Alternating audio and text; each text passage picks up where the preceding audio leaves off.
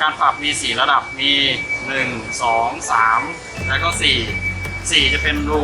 พิเศษเฉพาะข้างล่างตัวนี้เป็นตัวปากกาจับชิ้นงานปากกาจับราง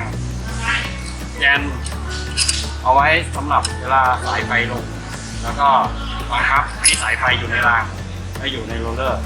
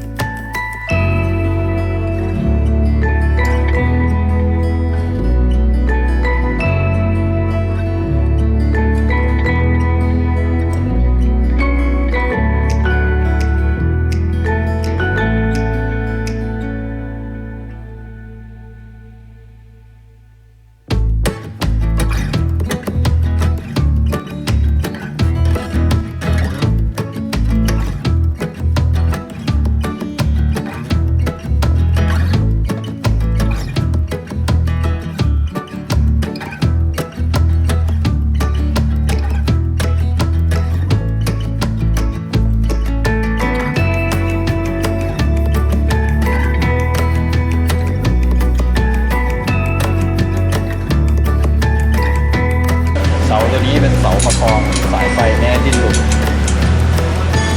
ตัวนี้เป็นตัวอินเนอร์มีโรลเลอร์4 อันประคองเสา2รับโค้งตัว L